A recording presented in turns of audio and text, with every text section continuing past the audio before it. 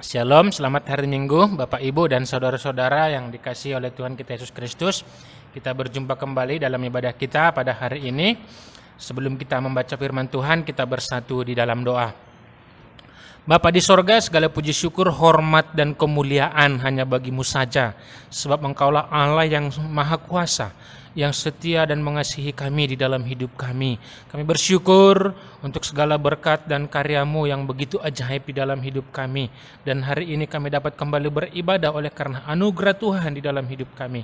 Mari Tuhan, layakkanlah hati kami, pikiran kami, hidup kami untuk duduk diam di hadapan-Mu. Dan persiapkanlah kami untuk mendengarkan firman-Mu. Dalam Kristus Yesus kami berdoa dan bersyukur. Amin. Bapak Ibu yang dikasihi oleh Tuhan, tema kita pada hari ini adalah tetaplah nyatakan kebenaran Kristus. Dan bahan renungan kita dari Matius pasal yang ke-10, ayat yang ke-24 sampai dengan ayat yang ke-39. Firman Tuhan berkata, Matius 10 ayat 24 sampai dengan 39. Seorang murid tidak lebih daripada gurunya atau seorang hamba daripada tuannya. Cukuplah bagi seorang murid jika ia menjadi sama seperti gurunya, dan bagi seorang hamba jika ia menjadi sama seperti tuannya. Jika tuan rumah disebut berjebul, apalagi seisi rumahnya. Jadi janganlah kamu takut terhadap mereka, karena tidak ada sesuatu pun yang tertutup yang tidak akan dibuka, dan tidak ada sesuatu pun yang tersembunyi yang tidak akan diketahui. Apa yang kukatakan kepadamu dalam gelap, katakanlah itu dalam terang, dan apa yang dibisikkan ke telingamu, beritakanlah itu dari atas atap rumah. Dan janganlah kamu takut kepada mereka yang dapat membunuh tubuh, tetapi yang tidak berkuasa membunuh jiwa. Takutlah terutama kepada Dia yang berkuasa membinasakan baik jiwa maupun tubuh di dalam neraka. Bukankah burung pipit dijual 2 ekor seduit? Namun seekor pun daripadanya tidak akan jatuh ke bumi di luar kehendak Bapamu. Dan kamu, rambut kepalamu pun terhitung semuanya. Sebab itu janganlah kamu takut, karena kamu lebih berharga daripada banyak burung pipit. Setiap orang yang mengakui aku di depan manusia, aku juga akan mengakuinya di depan Bapa-Ku yang di sorga. Tetapi barang siapa menyangkal aku di depan manusia, aku juga menyangkalnya di depan Bapa-Ku yang di sorga. Jangan kamu menyangka bahwa aku datang untuk membawa damai di atas bumi. Aku datang bukan untuk membawa damai melainkan pedang. Sebab aku datang untuk memisahkan orang dari ayahnya, anak perempuan dari ibunya, menantu perempuan dari ibu mertuanya, dan musuh orang ialah orang-orang seisi rumahnya. Barang siapa mengasihi bapa atau ibunya lebih daripadaku, ia tidak layak bagiku. Dan barang siapa mengasihi anaknya laki-laki atau perempuan lebih daripadaku, ia tidak layak bagiku. Barang siapa tidak memikul salibnya dan mengikut aku, ia tidak layak bagiku. Barang siapa mempertahankan nyawanya, ia akan kehilangan nyawanya. Dan barang siapa kehilangan nyawanya karena aku, ia akan memperolehnya. Sampai sedemikian pembacaan firman Tuhan. Bapak Ibu yang dikasihi Tuhan, berbahagialah orang yang mendengarkan firman Tuhan dan memeliharanya dalam kehidupan sehari-hari. Bapak Ibu, jika kita membaca ayat-ayat sebelum pada bagian firman Tuhan yang kita baca pada saat ini, Yesus berkata, lihat, aku mengutus kamu seperti domba ke tengah-tengah serigala. Ayat 16, sebab itu hendaklah kamu cerdik seperti ular dan tulus seperti merpati. Jadi orang percaya yang mengaku bahwa dia adalah orang Kristen yang percaya kepada Tuhan Yesus Kristus sebagai Allah yang hidup dan juru selamat di dalam hidupnya.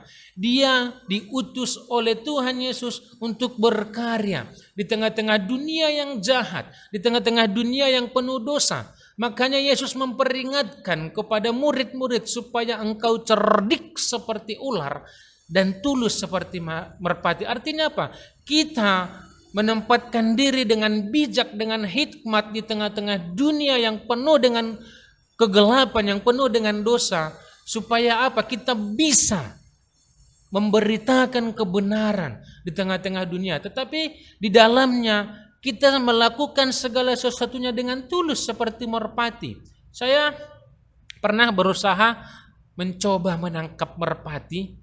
Sepertinya jinak, tetapi rupanya sangat susah untuk ditangkap. Jadi begitulah perilaku orang Kristen di tengah-tengah dunia ini. Mereka dengan segala kecerdikan, dengan hikmat, berusaha menyatakan kebenaran Tuhan di tengah-tengah dunia. Tetapi dengan motivasi yang tulus. Supaya orang-orang yang mendengar kebenaran itu akhirnya apa? Menerima, memegang, dan melakukan kebenaran di dalam hidupnya. Banyak orang menyatakan kebenaran dengan cara yang salah, sehingga kebenaran itu tidak menghasilkan dampak. Dan banyak juga orang dengan motivasi yang tidak tulus, sehingga pada akhirnya apa yang dia kerjakan justru malah menjadi sandungan bagi orang-orang yang dia layani.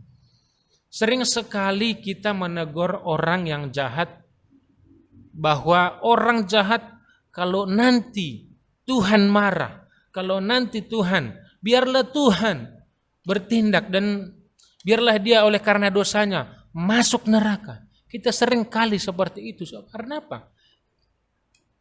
Karena kejengkelan, kekesalan, dan kemarahan kita terhadap orang yang salah. Seringkali kita tidak tulus memperingatkan, ya. Tetapi Tuhan mengingatkan kita pada hari ini supaya apa? Kita mengingatkan orang yang salah. Kadang kita berkata dengan spontan, udah mampuslah situ. Tapi kita jarang dengan penuh hikmat, dengan penuh pertimbangan menyatakan kebenaran, mengingatkan orang, menyampaikan firman Tuhan supaya dia bertobat dari hidupnya. Ya. Dan salah satu yang penyebab kenapa kita tidak mau juga menyatakan kebenaran adalah apa? Biarlah mereka hidup dalam keberdosaannya, tetapi saya tidak ikut. Sering kita memegang pemahaman seperti itu. Yang penting kan saya tidak melakukan dosa. Yang penting kan saya tidak ikut melakukan kesalahan-kesalahan seperti yang mereka lakukan. Yang penting saya tetap menjaga hidup saya benar. Tapi Tuhan mengingatkan kita pada hari ini apa? Untuk pergi menyatakan kebenaran bagi mereka. Untuk pergi. Bukan hanya berdiam diri, membiarkan keadaan semakin buruk, tetapi kita harus ikut di dalamnya. Untuk apa? Memperbaiki keadaan. Makanya Yesus katakan, apa yang aku katakan kepadamu di dalam gelap, maka beritakanlah itu di dalam terang. Nyatakanlah kepada semua orang. Apa yang kubisikkan kepadamu, nyatakanlah dari atap. Gaungkan supaya semua orang melihat, mendengarkan kebenaran yang diajarkan oleh Kristus kepada murid-murid. Mendengar dan mengetahui kebenaran yang Tuhan ajarkan kepada kita. Supaya orang juga mengetahuinya. Dan orang juga akhirnya bisa menghidupinya. Itulah tugas kita.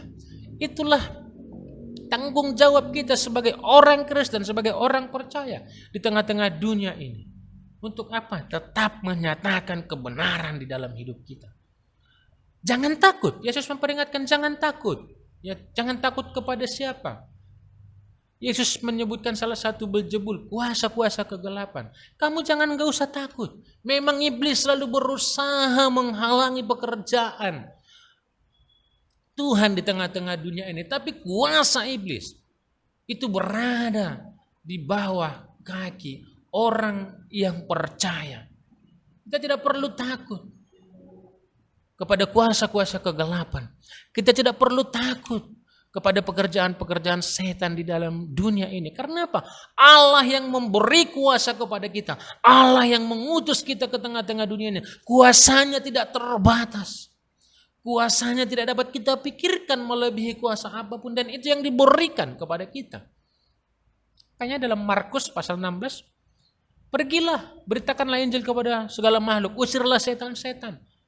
Sembuhkanlah orang sakit. Karena apa? Kuasa yang ada di dalam diri kita itu lebih hebat dari kuasa iblis sekalipun. Karena apa? Kebangkitan Kristus, kuasa Kristus sudah menaklukkan. Dan kuasa itu juga mengalir di dalam hati orang-orang, di dalam hidup orang-orang yang percaya kepada Kristus di dalam hidupnya. Maka kita tidak perlu takut. Yang kedua, kita tidak perlu takut apa? Jangan kamu takut kepada orang yang hanya mampu membinasakan tubuh. Artinya apa? Ketakutan kita kepada Tuhan harus melebihi ketakutan kita kepada orang-orang yang berusaha menghalangi, menganiaya, mengejek, mungkin menghina kita di dalam hidup kita. Oleh karena apa? Ketaatan kita kepada Tuhan. Ketaatan kita kepada Tuhan itu harus mengalahkan ketakutan kita kepada apa? Mungkin penderitaan yang kita alami karena apa? Menyatakan kebenaran. Bapak Ibu, semalam saya menyampaikan tentang Stefanus, martir pertama dalam Kisah Para Rasul. Dia dengan penuh keberanian, dengan penuh iman, dengan penuh kuasa dan keyakinan akan penyertaan Allah, dia memberitakan firman Tuhan kepada mahkamah-mahkamah agama, memberitakan firman Tuhan kepada orang yang menolak Kristus di dalam hidupnya. Sekalipun dia mempertaruhkan nyawanya dan dia akan akhirnya mati, tapi dia dengan berani. Mungkin kita tidak harus sampai seperti Stefanus kehilangan nyawa. Mungkin kita bisa kehilangan kenyamanan, kehilangan teman-teman. Tapi lebih penting kita kehilangan teman-teman yang membawa kita ke dalam hal yang tidak baik. Daripada kita meninggalkan kebenaran yang dipercayakan oleh Tuhan kepada kita di dalam hidup kita. Tidak perlu takut. Karena apa? Yes. Katakan apa? Tapi takutlah kepada Allah yang bisa membinasakan jiwa dan tubuh di dalam neraka. Orang-orang yang kita hadapi, yang disebutkan oleh Yesus, mahkamah-mahkamah agama, saudara-saudara kita atau siapapun, mungkin akan menyerahkan kita. Mungkin kita akan mengalami penganiayaan sama seperti rasul-rasul, diejek, dianiaya, dihina. Tetapi jangan takut, kata Yesus. Takutlah kepada Allah. Karena apa? Kalau kita kehilangan sesuatu yang berharga di tengah-tengah dunia ini, oleh karena ketaatan kita kepada Tuhan, yakin dan percayalah bahwa Tuhan akan memelihara, menggantikan, memulihkannya di dalam hidup kita. Itu sudah berjanji. Kalau kamu kehilangan nyawamu karena aku, maka aku akan menggantikannya. Kita boleh kehilangan nyawa di tengah-tengah dunia ini oleh karena ketaatan kepada Tuhan. Tapi Tuhan bisa memberikan kehidupan yang lebih baik kepada kita. Di dalam kehidupan, di dalam kerajaannya. Jadi tidak perlu takut. Tidak perlu khawatir. Ya.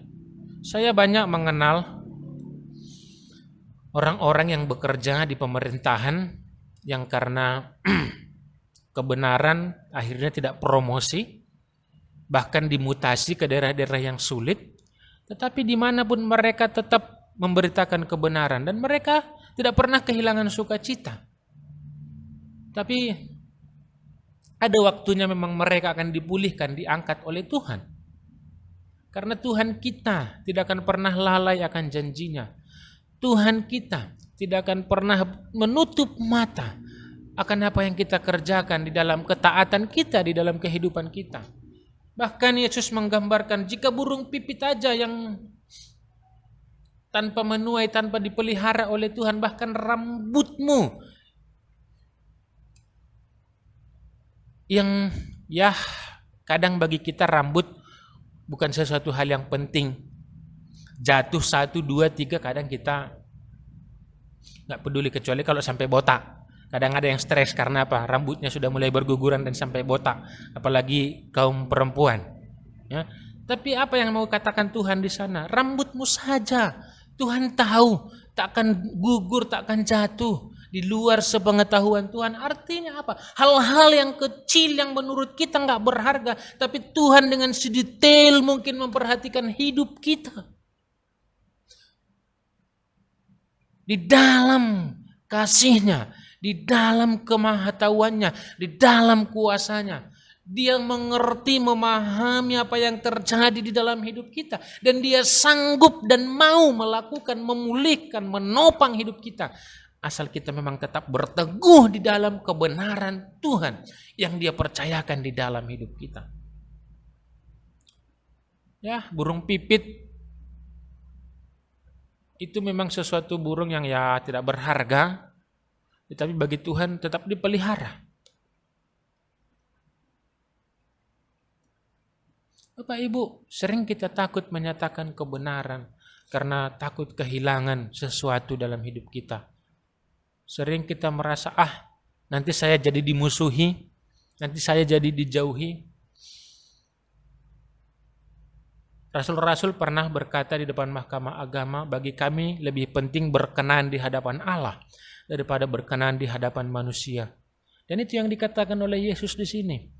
Jika engkau mengakui aku di hadapan orang banyak, jika kita tetap teguh mempertahankan kebenaran dan menyatakan kebenaran di dalam hidup kita, maka itu adalah penghargaan yang besar yang akan diberikan Tuhan kepada kita di hadapan Bapanya, di hadapan malaikat-malaikatnya. Tetapi ketika kita mau mengabaikan, bahkan menjual iman kita, meninggalkan Tuhan kita, mengabaikan kebenaran yang diajarkan kepada kita demi sesuatu di tengah-tengah dunia ini, maka apa yang Tuhan katakan, aku juga tidak akan mengakui engkau di hadapan Bapamu. Artinya apa? Ketika Yesus tidak mau mengakui kita sebagai murid, sebagai anaknya di hadapan Bapa di sorga, maka bagian kita adalah kematian yang kekal. Itu karena apa? Kita tidak mau mengakui kebenaran Tuhan. Kita tidak mau mengakui, mempertahankan iman kita di tengah-tengah dunia ini. Bapak Ibu, jangan takut. Mungkin ketika kita mengikut Tuhan, kita bisa memang diabaikan di tengah-tengah keluarga. Saya punya teman ketika dia mengambil keputusan untuk menjadi seorang pendeta. Dia sudah punya pekerjaan yang mapan, tapi akhirnya dia meninggalkan dan menjadi seorang pendeta. Orang tuanya mengatakan, gak kuanggap lagi engkau anakku. Tetapi dia tetap setia dan taat, sekolah teologi kembali, akhirnya melayani. Semua Tuhan pulihkan. Bahkan keluarganya menjadi lebih baik, walaupun dengan perjuangan yang sangat banyak. Ya kadang memang kebenaran itu bisa menimbulkan perselisihan, pertengkaran. Karena apa? Orang yang salah, orang yang berdosa tidak akan mungkin menerima kebenaran. Bahkan seketika di tengah-tengah keluarga sekalipun. Itu yang dikatakan Yesus di sini. Mungkin anak akan bertengkar dengan orang tuanya, menantu dengan mertuanya, antara saudara. Karena apa? Kebenaran. Dunia ini akan selalu berusaha menolak kebenaran. Maka ketika kita menyatakan kebenaran di tengah-tengah dunia ini, akan terjadi penolakan, akan terjadi pertengkaran, akan terjadi penganiayaan terhadap hidup kita yang mempertahankan kebenaran. Tapi satu yang pasti, Yesus Allah Bapa kita yang berjanji memelihara, itu tidak akan pernah meninggalkan kita. Yesus yang telah mengutus kita dengan kuasanya, itu juga akan menyatakan kuasanya di dalam hidup kita. Banyak kekhawatiran dan ketakutan. Sering kita hanya karena perkara lapar meninggalkan, mengabaikan kebenaran. Ya. Tapi yakin dan percaya ketika kita tetap teguh di dalam Tuhan, Tuhan akan tetap menyatakan kuasanya di dalam hidup kita. Janganlah kiranya kita lebih mencintai dunia ini daripada mencintai Tuhan di dalam hidup kita.